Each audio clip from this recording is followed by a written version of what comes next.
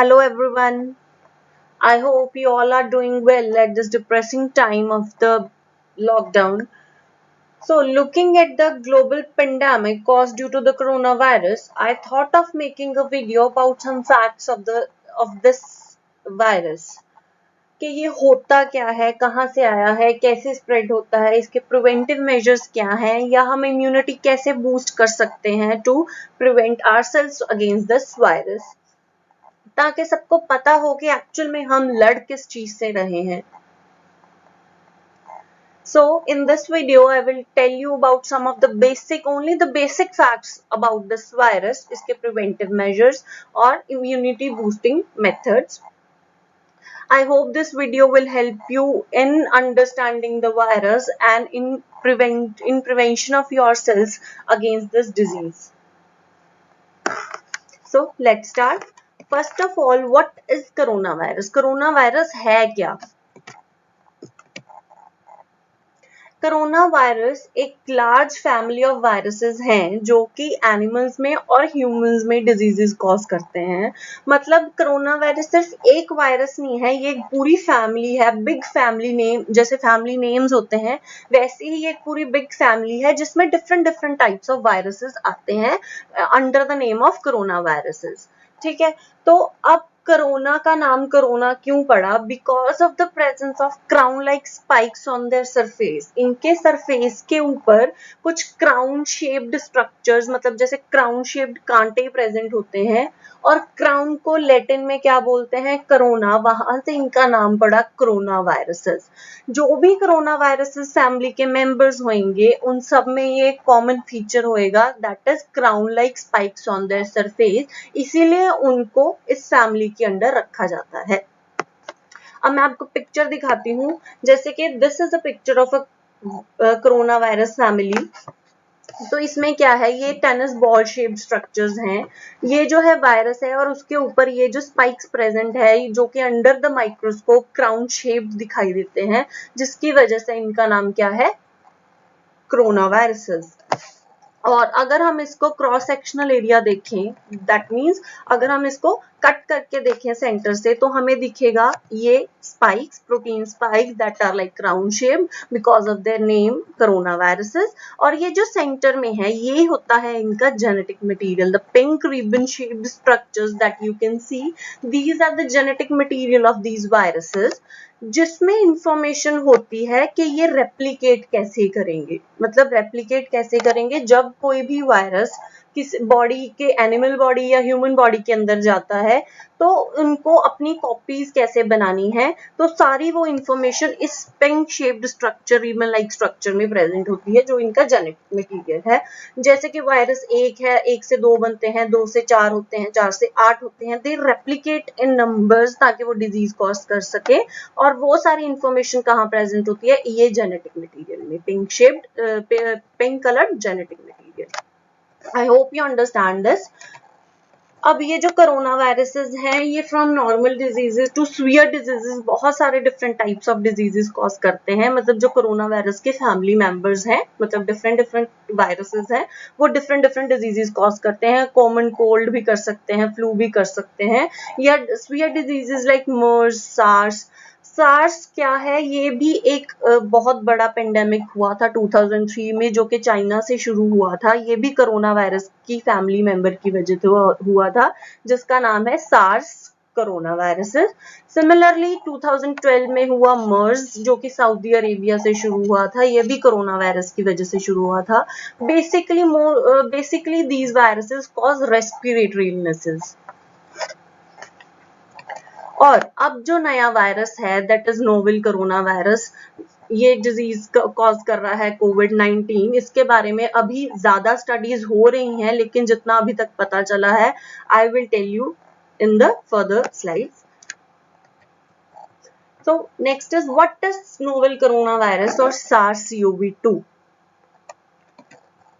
Basically ये दोनों चीजें सेम हैं. अगर आपने कहीं पढ़ा हो या देखा हो नोवेल कोरोना वायरस या SARS-CoV-2, तो अभी इनका मतलब क्या है? नोवेल कोरोना वायरस जब भी आउटब्रेक हुआ चाइना में इन दिसंबर, चाइना में, तो ये क्यों हो रहा है, इस वायरस के बारे में कुछ भी पता नहीं था। जब इनिशियल स्टडीज हुई तो पता चला कि इसमें क्राउन शेप्ड स्पाइक्स हैं इसके स्ट्रक्चर्स पे, तो इसको कोरोना वायरस की फैमिली में रख दिया गया और इसका नाम दे दिया गया novel corona virus for the time being.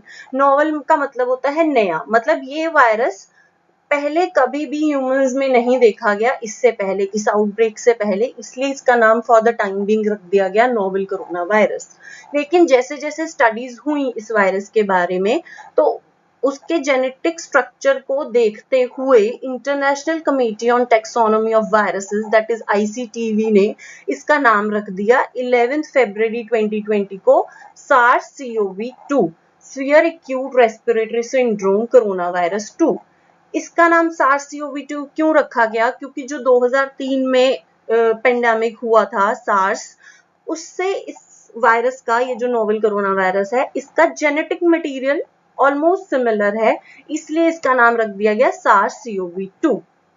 Although इनका जेनेटिक मटेरियल सिमिलर है, लेकिन और बहुत सारी चीजें हैं जो डिफरेंट हैं। तो अभी जो नोवेल कोरोना वायरस आपने सुना ही होगा, ये नोवेल कोरोना वायरस, इसका नाम जो एक्चुअल नेम इस वायरस का है वो पड़ गया है SARS-CoV-2। नाउ व्हाट इज कोविड-19? कोविड-19 वो जो इन्फेक्शियस डिजीज है, डिजीज का नाम क्या है? कोविड-19, जो कि हो रही है SARS-CoV-2 वायरस की वजह से। इसका आउटब्रेक कहाँ पे हुआ? वुहान में हुआ, चाइना में, इन दिसंबर 2019। और WHO ने इसका नाम कोविड-19 रख दिया on 11 February 2020 because of the term that is drive from the corona virus disease, जो कि 2019 में आई थी। इसका शॉर्ट फॉर्म रख दिया WHO ने फॉर easy understanding और easy communication between different agencies। इसका नाम रख दिया गया इस डिजीज का COVID-19। Now it is known as the COVID-19 is a disease that is caused due to SARS-CoV-2 virus।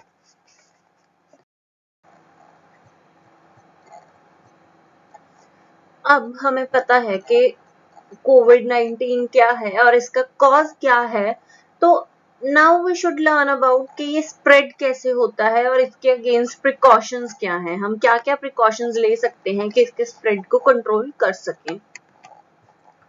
Firstly जो इसका स्प्रेड है, ये ट्रांसमिशन है, वो पर्सन टू पर्सन होती है, कि जो भी इन्फेक्टेड पर्सन है, अगर वो कफ, स्नीज या बोलता है या छींकता है या खांसता है, देन तो उसके माउथ से या नोज से जो स्मॉल ड्रॉपलेट्स निकलते हैं, वो जब कोई नॉर्मल पर्सन इनहेल करेगा, उन ड्रॉपलेट्स को ब्रीथ करेगा या इनहेल करेगा, तो उसको भी ये वाली इन्फेक्शन हो जाएगी। Then the normal person get infected with this virus. तो अब इसका प्रिकॉशन क्या है? प्रिकॉशन क्या है कि या तो हम इन्फेक्टेड पर्सन से दूर रहें, that means we should remain at least 1 metre away from the infected person. तो जो आजकल बहुत ज्यादा कॉमन वर्ड हो चुका है, that is social distancing, we should maintain that to avoid being in contact with the droplets from the infected person. Second is that wearing of the mask. Mask हमें कैसे हेल्प करेगा कि जो infected person अगर mask पहन रहा है, तो जब वो स्नीज करता है या बोलता है या कफ करता है, तो उसके जो ड्रॉपलेट्स है, स्मॉल ड्रॉपलेट्स हैं उसके माउथ से, वो स्प्रेड नहीं होंगे बहुत ज्यादा दूर। और अगर नॉर्मल पर्सन मास्क पहन रहा है तो वो इनहेल करने से बच जाएगा। सो ट्रांसमिशन कैसे रुक सकती है? By adapting social distancing as well as wearing of mask. तो अभी जो एड्स में आप देख रहे होंगे या हर जगह देख रहे होंगे कि social distancing is very important to stop the spread of this virus. So it is actually very important, ताकि हम उस इन्फेक्टेड पर्सन के कांटेक्ट में आके उसके जो ड्रॉपलेट्स हैं या उसका जो इन्फेक्शन है हम इनहेल ना करें। तो उसके लिए बहुत जरूरी है कि आप डिस्टेंस मेंटेन रखिए हर किसी से, क्योंकि हमें नहीं पता कि किसको वो इन्फेक्शन है या किसी को नहीं है। और सेकंड बात, आप मास्क जरूर पहनिए, खुद की सेफ्टी के लिए भी और दूसरों की सेफ्टी के लिए भी। अब दूसरा जो तरीका है ट्रांसमिशन का, वो क्या है? व्हेन अ इन्फेक्टेड पर्सन से जो ड्रॉपलेट्स हैं वो निकलते हैं, तो क्योंकि वो बहुत ज्यादा हैवी होते हैं, तो वो ज्यादा दूर तक नहीं फैलते, लेकिन ग्राउंड में या आसपास की कुछ किसी भी चीज पे वो ठहर जाते हैं, वहां पे गिर जाते हैं, मतलब टेबल हो गए इन्फेक्टेड पर्सन के आसपास, डोर नॉब्स हो गए, हैंड रेल्स हो गए। और जब भी कोई normal person, when any normal person touch these objects and then they touches their eyes, nose और mouth, they also get infected. तब इसी वजह से ये जरूरी है कि everyone should wash their hands properly for at least 20 minutes, so that अगर उनके हाथों पे कोई भी वायरस है या कोई भी इंफेक्टेड मटेरियल उनके हाथों से चिपका हुआ है, तो बाय वॉशिंग हैंड्स वो प्रॉपरली क्लीन हो जाए और आपके अंदर तक ना पहुंच पाए। अगर आपने वही इंफेक्टेड हैंड्स अपने आईज को, माउथ को या नोज को लगा लिए, तो you will get affected by these things. So it is very important to clean your hands thoroughly and regularly with soap and water. और अगर आपके पास soap and water की provision नहीं available है in immediate उसमें, तो आप alcohol based hand sanitisers use कर सकते हैं। ये जो चीजें हैं ये किल कर देते हैं वायरस को हाथों पे ही, और उसको आपको नेक्स्ट लेवल तक, मतलब नोज या माउथ तक नहीं पहुंचने देते, जिससे आपका इंफेक्शन वहीं के वहीं रुक जाता है। Now, what are the symptoms of COVID-19? Common जो सिम्टम्स हैं, जो माइल्ड सिम्टम्स हैं, ऑलमोस्ट अगर किसी को कोविड-19 या कोरोना वायरस SARS-CoV-2 की इन्फेक्शन है, तो ये सिम्टम्स हो सकते हैं कि फीवर, ड्राई कफ हो जाता है या टायर्डनेस लगेगी आपको। लेकिन जो लेस कॉमन सिम्टम्स हैं, ये ज्यादा सीवियर केसेस में पाए जाते हैं। वो क्या है? बॉडी एक, नेजल कंजेशन हो जाता है, headache, sore throat, diarrhoea, loss of taste और स्मेल, या रैशेस और डिस्कलरेशन ऑफ स्किन। ये जो है वो लेस कॉमन सिम्टम्स हैं, बट जो more common symptoms are fever, dry cough and tiredness. अगर आपको ये सिम्टम्स लग रहे हैं और इन कॉन्टिन्यूएशन लग रहे हैं, नॉर्मल फ्लू के अलावा आपको लग रहा है कि बहुत देर से चल रहा है, तो one should get tested for कोविड-19। अब कौन से लोग हैं जो ज्यादा हायर रिस्क पे हैं ऑफ गेटिंग इन्फेक्टेड विद कोविड-19?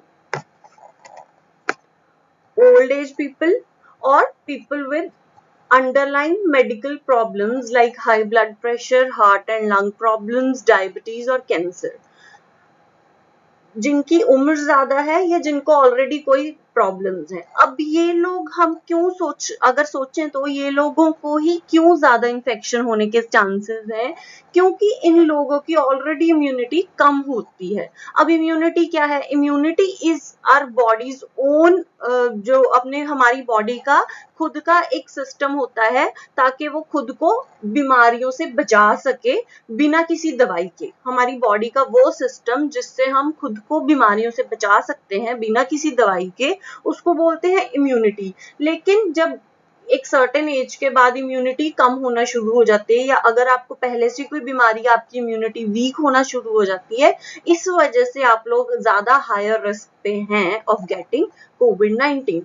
तो इसमें क्या कर सकते हैं? हम अपनी इम्यूनिटी बढ़ाने के तरीके ढूंढ सकते हैं।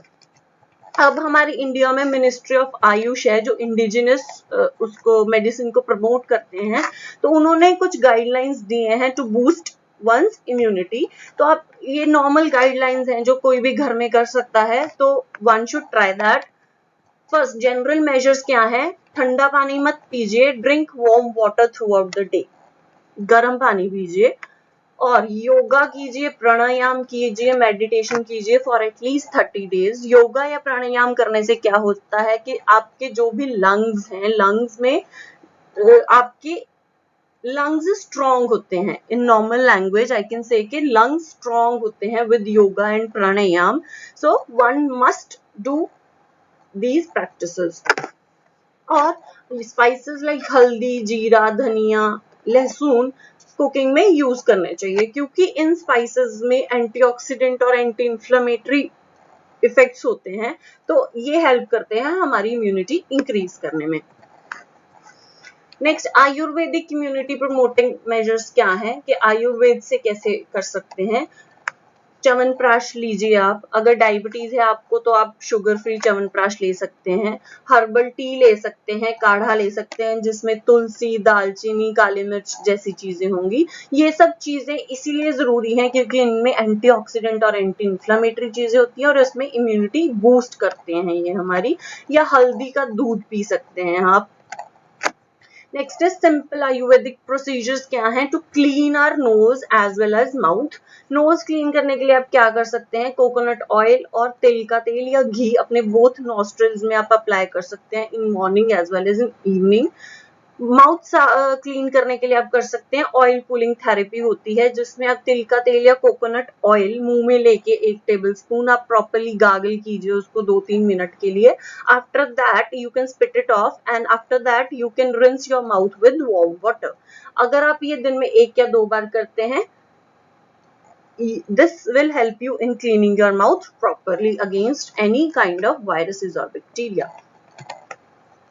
और अगर आपको ड्राई कॉफ है या सोर थ्रोट है उसके लिए आप क्या कर सकते हैं, आप पानी में पुदीना लीव्स डाल के, अजवाइन डाल के स्टीम इनहेलेशन कर सकते हैं या लौंग पाउडर को नेचुरल शुगर या हनी के साथ मिक्स करके दिन में 2 या 3 बार ले सकते हैं। It will help you in relief against your dry cough और सोर थ्रोट। लेकिन अभी भी अगर आपको सिम्टम्स परसिस्ट कर रहे हैं then don't avoid your doctor. It is best to consult your doctor and get yourself checked for COVID-19. I hope you will get benefit from this video and you will get to know that what we are dealing with. So if you like this video and if you have any queries, you have any question, please leave your comments in the comment section below. And if you like this video and for more videos like that, please subscribe to my channel. It will help me grow my channel and like this video. Thank you very much.